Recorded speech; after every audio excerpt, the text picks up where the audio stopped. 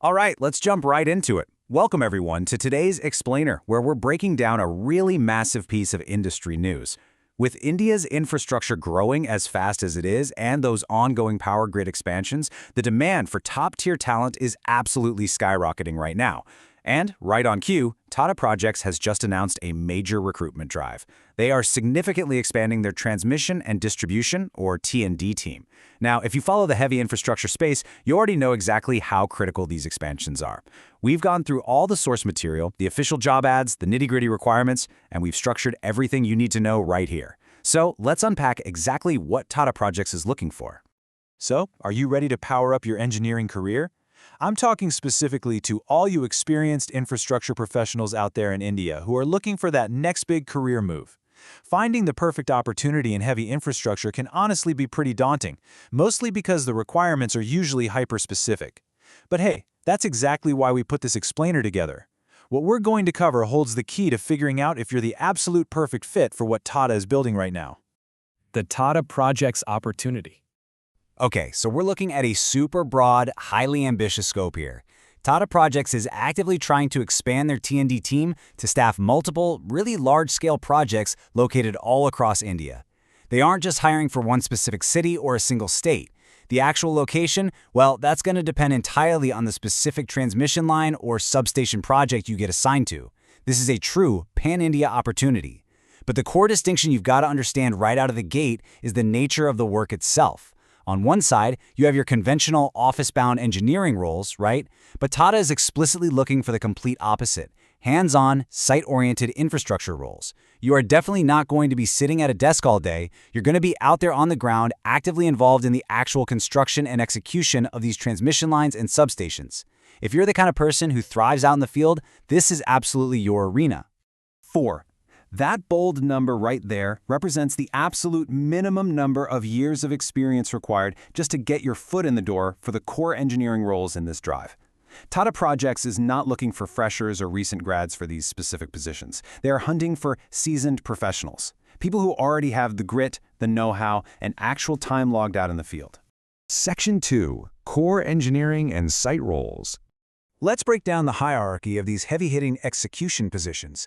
These are the folks who will be directly responsible for turning the blueprints into physical reality across the country. Starting at the very top, we have the most senior position listed, the project manager, which demands a pretty hefty 12 to 20 years of experience. Right beneath that is the RCM role, requiring 10 to 20 years.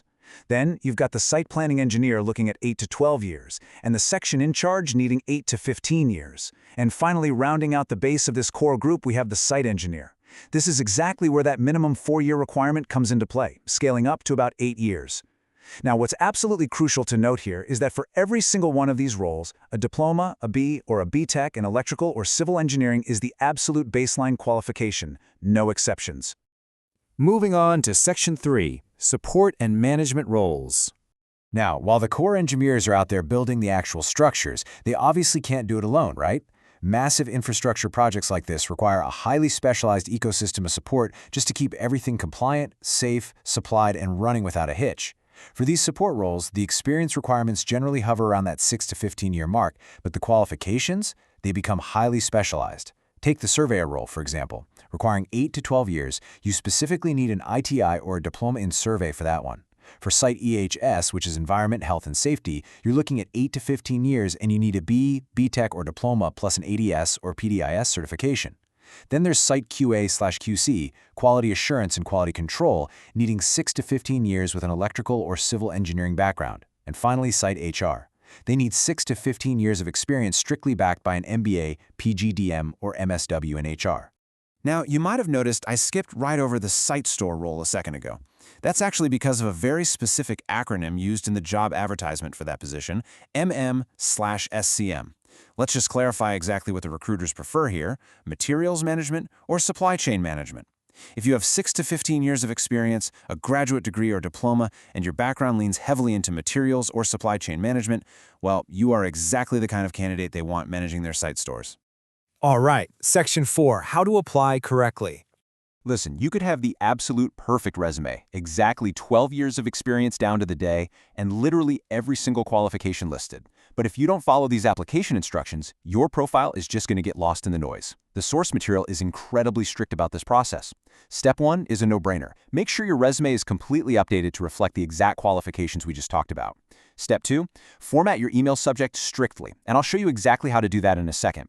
And Step 3, this is the big one, guys. You must email your application to both of the specific recruiter email addresses provided. Seriously, do not just send it to one. You need to send it to bhuvaneshp@tataprojects.com and abhishekw@tataprojects.com. Sending it to both of them is the only way to ensure you're fully covering your bases. Okay, here's that crucial point about formatting I mentioned. Name, position. The advertisement explicitly commands candidates to use this exact subject line format. The example they actually give is Ravi Das, Surveyor. So what does that mean for you? If you're applying to be a site engineer, your email subject line must simply and cleanly read your name, site engineer. Nothing more, nothing less. Honestly, this is the mandatory secret key to getting past the recruiter's initial filters. If you write something like resume attached for job, it might literally just get skipped over. Stick to the formula. The opportunity here is just immense. So, the question is, are you ready to build India's infrastructure? We've walked through the 4 to 20-year experience tiers. We've broken down the exact qualifications for both the core engineering and those critical support roles. And we've given you the precise formula to ensure your application is actually seen by the right people. If you've got the grit for pan-India site work and the years of experience to back it up, your path is pretty clear. Get that resume formatted, craft that perfect subject line, and take that next big step today. Thank you so much for joining me on this deep dive into the source material. And hey, keep building.